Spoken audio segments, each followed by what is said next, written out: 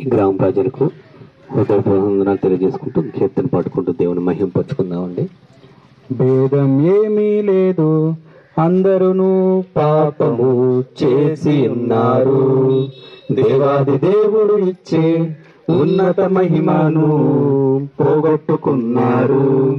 భేదం ఏమీ లేదు, అందరూ పాపము చేసి ఉన్నారు. దేవాది దేవుడు ఇచ్చే ఉన్నత మహిమను పోగొట్టుకున్నారు. ఏ కులమైన మతమైన జాతైన రంగైన దేవుని దృష్టిలో అందరూ పాపులే. ఏ కులమైన మతమైన జాతైన రంగైన దేవుని దృష్టిలో అందరూ పాపులే. భేదం ఏమీ లేదు, అందరూ పాపము చేసి ఉన్నారు. దేవాది దేవుడు ఇచ్చే ఉన్నత మహిమను పోగొట్టుకున్నారు. ఆస్తి పాస్తులు ఎన్నున్నా నిత్యరాజ్యము నీకివ్వవు. విద్యార్హతలు ఎన్నున్నా సంతోషాన్ని నీకివ్వవు. ఆస్తి పాస్తులు ఎన్నున్నా నిత్యరాజ్యము నీకివ్వరు.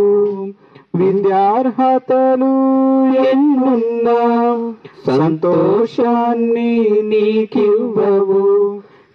సమసిపోయే ఈ లోకము ఆశ్రయాన్ని నీకివ్వదు.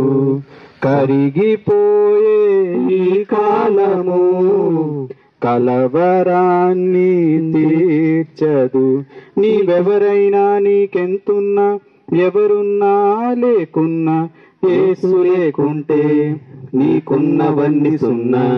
నీవెవరైనా నీకెంతున్నా ఎవరున్నా లేకున్నా యేసు లేకుంటే నీకున్నవన్నీ సున్నా. భేదం ఏమీ లేదు, అందరూ పాపము చేసి ఉన్నారు. దేవాది దేవుడు ఇచ్చే ఉన్నత మహిమను పోగొట్టుకున్నారు. దేవునికి స్తోత్రం. ప్రభువైన యేసుక్రీస్తు నామంలో ఈ గ్రామ ప్రజలకి, పల్లెపాలెం గ్రామ ప్రజలందరికీ కూడా మా హృదయపూర్వక వందనాలు తెలియజేసుకుంటున్నామండి. దేవుడు లోకమును ఎంతో ప్రేమించెను, అలాగే ఈ గ్రామాన్ని కూడా ఎంతగానో ప్రేమించి దేవుని గురించి మీకు తెలియచేయాలని ఈ గ్రామానికి మేము వచ్చామండి.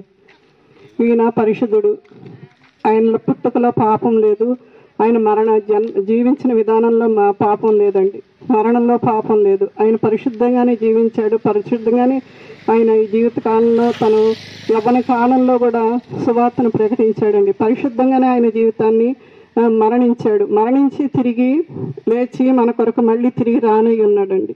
మనల్ని ఆయన లోకానికి పరలోకానికి తీసుకెళ్లాలనేసి ఈ మళ్ళీ తిరిగి రానయ్యి ఉన్నాడండి. ఈయన పరిశుద్ధుడైన దేవుడు. ఆయన హృదయాన్ని కోరుకుంటున్నాడండి. ప్రతి మనిషి యొక్క హృదయాన్ని కోరుకుంటున్నాడు. ఆ హృదయంలో నీతి న్యాయములు యథార్థత ఉండాలని కోరుకుంటున్నాడండి. అలా నేనే మార్గము సత్యము జీవమునై ఉన్నాననేసి నా ద్వారా తప్ప ఎవరు కూడా పరలోకం చేరుకోరని పరిశుద్ధ గ్రంథం తెలియజేస్తుందండి. ఆయన జీవమై ఉన్న దేవుడు, మార్గమై ఉన్న దేవుడు, సత్యమై ఉన్న దేవుడు అండి. ఆయన సత్యాన్ని ప్రకటించడానికే మేము ఈ గ్రామానికి వచ్చామండి. ఆ మాటలు మేము చెప్తున్న ఈ మాటలు, పరిశుద్ధ గ్రంథంలోని ఈ మాటలు ఆసక్తిగా ఈ ప్రజలు వినాలని కోరుకుంటున్నాము. దేవుడు ఎంతో ప్రేమమయుడు. ఆయన ప్రేమకి హద్దులు లేవు, ఎల్లలు లేవు, కొలతలు లేవండి. ఎంతగా ప్రేమించాడంటే మనల్ని ఆయన ప్రాణం పెట్టేంతగా ప్రేమించాడండి. ఆయన శిలువ యాగం చేసి మనల్ని పాపాల నుంచి విడిపించాలనేసి ఆయన ప్రాణాన్ని పెట్టాడండి. యెహోవా ఉత్తముడని రుచి చూసి తెలుసుకొనుడనేసి దైవ గ్రంథం, పరిశుద్ధ గ్రంథమైన బైబిల్ సెలవిస్తూ ఉందండి. ఆ రుచిని మేము చూసాము, అనుభవించాము. ఏదైనా రుచి చూస్తేనే కదండి దాని రుచి తెలుస్తుంది. మనం కూర వండుకుంటాము, ఆ కూర బాగుందో లేదో తెలుసుకోవాలంటే ఆ కూరని రుచి చూస్తేనే కదా మనకు తెలిసేది. ఈ పరిశుద్ధుడైన దేవుని గురించి మేము తెలుసుకుని మేము ఆయన ప్రేమను మేము రుచి చూసాం కాబట్టి ఇక్కడ మీకు ఈ గ్రామానికి వచ్చి ఇక్కడ మేము ఇంత ధైర్యంగా దేవుడి మాటలు చెప్పాలని ఆశపడుతున్నామండి. అలాగే మీరు కూడా దేవుణ్ణి తెలుసుకోవాలని, మీ దేవుణ్ణి, పరిశుద్ధుడైన దేవుణ్ణి మీరు తెలుసుకోవాలని ఆశపడుతూ ఈ గ్రామంలో ఈ మాటలు చెప్పడానికి మేము వచ్చి ఉండగా తండ్రి వచ్చామండి. మీరు వినాలని ఆశపడుతూ ఉన్నాము. నా సాక్ష్యం చెప్పాలని ఆశపడుతున్నానండి. నా భర్త విజయవాడ మున్సిపల్ కార్పొరేషన్లో బిల్ కలెక్టర్గా పనిచేసేవారండి. ఆయన ఉద్యోగం చేస్తున్నప్పుడు వ్యసనాలతో, దురభ్యాసాలనే కాడి కింద నలిగిపోతూ ఎంతగానో ఆయన వ్యసనాల బారిన పడిపోయి బంధకాల్లో బంధించబడి మమ్మల్ని, నన్ను, నా బిడ్డల్ని కూడా ఎంతగానో హింసించేవారండి. హింసిస్తూ ఉన్నప్పుడు మేమైతే ఆయా దేవుణ్ణి కూడా మేము ఆరాధించేవాళ్ళం. కానీ ఎవరైనా వచ్చి చెప్పేవారు, ఇలాగే సువార్త ద్వారా చెప్పినప్పుడు ఆ మాటలు ఆలకించకుండా ఇంకా మేము చేస్తున్న వాటిని కొనసాగుతూ ఉండేవాళ్ళమండి. అలా చాలా హింసలు, చాలా బాధలు, ఎంతగానో మేము అసలు మనశ్శాంతి అనేది మా జీవితాల్లో ఉండేది కాదండి. మనశ్శాంతిని మేము కోల్పోయాం. అన్నీ ఉండేవి, తింటాక అన్నీ ఉండేవి, కానీ ఆ తింటామో తినమో కూడా మాకు ఆ రాత్రికి అర్థమయ్యేది కాదండి. అలా మేము మా జీవితాన్ని కొనసాగిస్తూ ఉండగా ఒకరోజు వచ్చి ఒక సహోదరు వచ్చి, అమ్మా ఈ దేవుణ్ణి తెలుసుకోమ్మా, నీ భర్త మారుతాడు, నీ భర్తలో మార్పు వస్తుంది అనేసి ఆ సహోదరి చెప్పినప్పుడు చూద్దాం, ఈ దేవుణ్ణి తెలుసుకుందామని మేము ఈ యేసుప్రభుని తెలుసుకుని ఆయన మార్గంలోకి, ఆయన మందిరంలోకి వెళ్ళి మేము ఆరాధిస్తూ ఉండగా నా భర్తలో మార్పు వచ్చిందండి. ఆయన వ్యసనాల నుంచి విడుదల పొందుకోవడానికి దేవుడు సహాయం చేశాడు. ఎంతగానో ఇప్పుడు మేమైతే ఎంతగానో ఆ దేవుడిని బట్టి ఆనందిస్తూ ఉన్నాము. మాకు మనశ్శాంతి అనేది వచ్చిందండి, శాంతి, సమాధానం వచ్చింది. ఎంతగానో మేము దేవుడిని బట్టి ఆనందిస్తూ ఉన్నాము. మా బిడ్డల జీవితాల్లో కూడా దేవుడు ఎన్నో కార్యాలు చేశాడు. సర్వోన్నత స్థలముల్లో దేవునికి మహిమ, ఆయనకి ఇష్టలైన వారికి భూమి మీద సమాధానం ఉండనుగా కానీ ఈ పరిశుద్ధ గ్రంథం సెలవిస్తూ ఉందండి.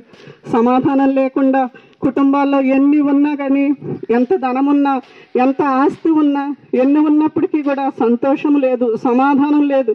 కానీ ఆ సంతోషాన్ని, సమాధానాన్ని ఇప్పుడు మేము ఎంతగానో ఈ దేవుణ్ణి కలిగిన మేము ఎంతగానో సంతోషిస్తూ ఉన్నాము, ఆనందిస్తూ ఉన్నామండి. అదే మా సంతోషాన్ని, అదే ఆనందాన్ని కూడా ఇక్కడ ఉన్న ఈ గ్రామ ప్రజలు తెలుసుకోవాలనేసి మేము ఆశపడుతూ ఉన్నాము. మేము ఎంతగా నా భర్తను గురించి ఎన్నో వైద్యుల దగ్గరికి తీసుకువెళ్ళామండి, ఎన్నో భూత వైద్యుల దగ్గరికి తీసుకెళ్ళాము, ఎన్నో పూజలు చేశాము, ఎన్నో వ్రతాలు చేసాము ఆయనలో మార్పు వస్తుందని. కానీ ఆయనలో ఎలాంటి మార్పు లేదండి. ఈ దేవుణ్ణి తెలుసుకున్నాక ఆయనలో మార్పు వచ్చింది. ఆయన బంధకాల నుంచి విడిపించగల దేవుడు. ఎన్ని వ్యసనాలు ఉన్నప్పటికీ కూడా ఈ దేవుని దగ్గరికి వస్తే ఆ వ్యసనాలనే కట్ల నుంచి ఈ దేవుడు విడిపించగల దేవుడని మేము రుచి చూసాం కాబట్టి, ఈ దేవుని రుచి చేశాం కాబట్టి మీకు ఎంత ధైర్యంగా మీకు చెప్పగలుగుతున్నామండి. ఆయన రుచి చూసి తెలుసుకోండి, యెహోవా ఉత్తముడని రుచి చూసి తెలుసుకోండి అని పరిశుద్ధ గ్రంథం ధైర్యం చెప్తుంది కాబట్టి ఆ మాటను మీకు ధైర్యంగా ప్రకటించుచున్నామండి. ఇందులో ఎక్కడ అసత్యం అనేది లేదండి. ఇవన్నీ కూడా కట్టుకథలు కావండి, ఇవి సత్యాలు, ఇవి జీవిత సత్యాలు కాబట్టి మేము చెప్తున్నామండి.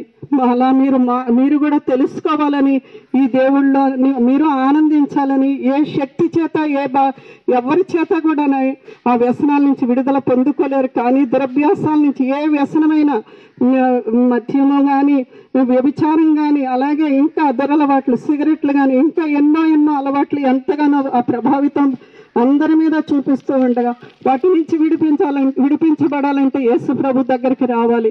ఆ బంధకాల నుంచి ఆయన విడిపించగల సమర్థుడని మీకు రూఢిగా, ధైర్యంగా చెప్పగలుగుతున్నామండి. ఈ మాటలు ఈ గ్రామ ప్రజలు వినాలని ఆసక్తితో కోరుకుంటూ నా మాటలు ముగిస్తున్నాను. హల్లెలూయా, ఆమేన్. ప్రార్థన చేసుకుందామండి. మహాపరిశుద్ధుడు అయిన మా దేవానికి వందనాలు చెల్లిస్తున్నాం ప్రభా. ఈ గ్రామాన్ని ప్రేమించి నీ మాటలు పంపించిన విధానాన్ని బట్టి వందనాలు. అవును తండ్రి, సహోదరి జీవితంలో నువ్వు చేసిన మేలుని బట్టి వందనాలు. ఆ కుటుంబంలోకి నువ్వు వెళ్ళావు కాబట్టి ఆ కుటుంబం పరిస్థితి మార్చబడింది ప్రవ్వా. ఆ బిడ్డల కుటుంబంలో అయా తండ్రి ఏ వ్యసనానికైతే నాయన తండ్రి, ఏ బంధకాల్లో అయితే ప్రవ్వా అయా ఏ విధమైన తండ్రి ప్రవ్వా నాయన తండ్రి ఇబ్బందికరమైన, శోధనకరమైన పరిస్థితుల్లో ప్రవ్వా నువ్వు ఆ ఇంటికి వచ్చావు. ఆ ఇంటికి వచ్చిన నాటి నుంచి ఆ కుటుంబం యొక్క తండ్రి ప్రవ్వా పరిస్థితి అంతటిని కూడా నువ్వు చక్కపరిచినట్లుగా మేము వింటున్నాం తండ్రి. అవును, నువ్వు ఎక్కడుంటే అక్కడ సంతోషం ఉంటుంది ప్రవ్వా. ప్రభా. ఏ కుటుంబంలోకి అయితే నేను ఆహ్వానిస్తామో ఆ కుటుంబంలో సుఖ సంతోషాలు ఉంటాయి తండ్రి. అయ్యా ఇదిగో తండ్రి ప్రభా, నెమ్మది ఉంటుంది ప్రభా, సమాధానం ఉంటుంది, ముఖ్యంగా ప్రేమ ఉంటుంది. కాబట్టి ఈ గ్రామాన్ని నువ్వు ప్రేమిస్తున్నావు, ఈ గ్రామంలో ఉన్న ప్రతి కుటుంబాన్ని నువ్వు ప్రేమిస్తున్నావు తండ్రి. అయ్యా ఈ కుటుంబంలో ప్రతి ఒక్క బిడ్డ నిన్ను తెలుసుకుని ప్రభు వారింటికి నేను ఆహ్వానించడానికి, వారున్న బంధకాల్లో నుంచి, వారున్న పరిస్థితుల నుంచి, ఇబ్బందికరమైన వాతావరణం నుంచి వారు విడిపించబడడానికి తన శక్తి కలిగిన దేవుడవు నీవేనని వారు తెలుసుకుని ప్రభు నీ సన్నిధికి వచ్చే కృపలోకి ఈ గ్రామ ప్రజలందరూ నడిపించి నీ నామానికి మహిమ తెచ్చుకోమని యేసుక్రీస్తు పరిశుద్ధ నామములో బ్రతిమాలు అడిగి వేడుకుంటున్నాం పరలోకమందున్న పరమ తండ్రి. ఆమేన్. అందరికీ వందనాలండి.